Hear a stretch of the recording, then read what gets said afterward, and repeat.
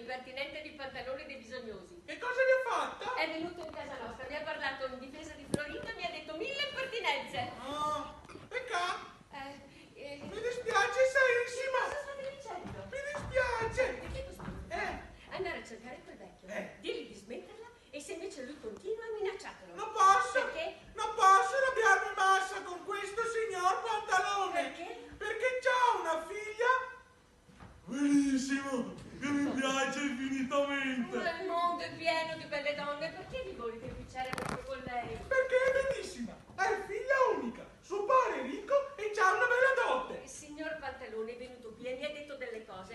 Io devo ammettere di averlo ingiuriato. Perciò lui non vorrà come genero il mio figliuolo. Ah sì, ci penso io, signora Mare. Quanto al signor Pantalone, con le mie parole, con le mie maniere, mi impegno io ad obbligarlo. E se poi la figlia si innamora di me,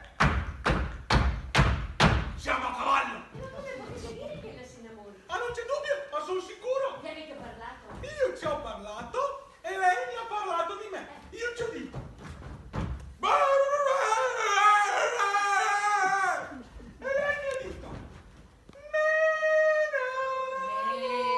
Figliolo mio, non vorrei che vi ingannaste. Non sarebbe la prima volta che vi innamorate di una donna senza che ella lo sappia. Signora Mare? Eh. Mamma! Volete che vi conto tutto? Allora, 2 o 3 giorni fa ero lì che passavo per Via Nova. A un certo punto mi passa davanti una fanciulla che era una bellezza. Ma l'avete Mi vista? sono innamorato di Paca. E l'avete vista bene? All'inizio solo da dritto. Allora corro per passarci davanti. E quando che ci sono davanti, sapete, mi volto.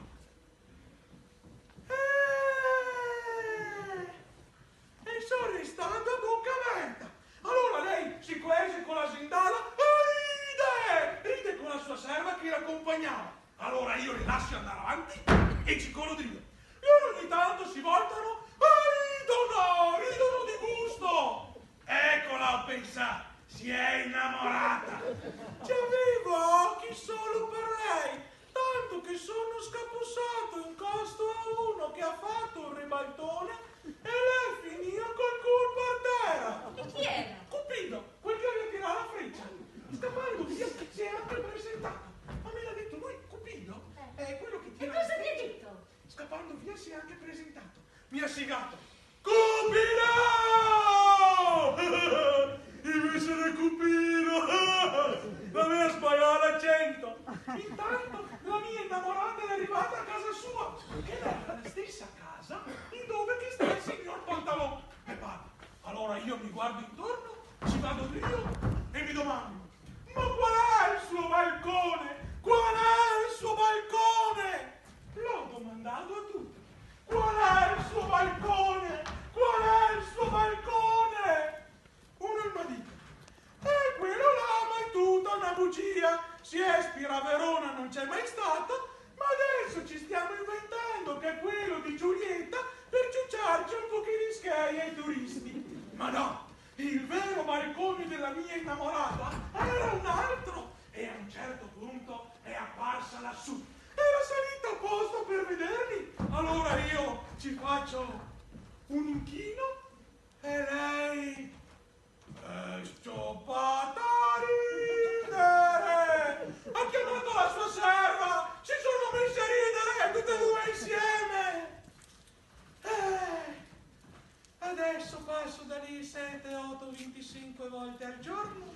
Ci faccio un inchino, un cippi di merlo, un altro inchino e lei ogni volta stoppa a ridere. Signora Mare, lei innamorata spolpa. Bel fondamento per dire che è innamorata di lui. Io credo piuttosto. Signora che- Parola, e parole della che piange e che se dà delle gran pacche sulla No, serura. sì, poverino, si sarà preoccupato perché prima mi sono arrabbiata. È vecchio, lo spavento potrebbe anche farlo morire. E non ha ancora fatto testamento.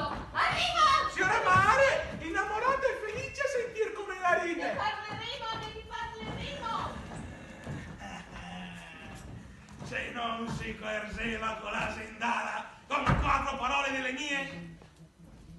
Tutta colpa dei ventagli, come nella commedia omonima. I ventagli sono una disperazione, Non si capisce mai se una donna la sia bella o brutta. Le belle si coprono per modestia, le brutte par vergogna, le giovani par moda, le vecchie par disperazione. Ma manco mai che non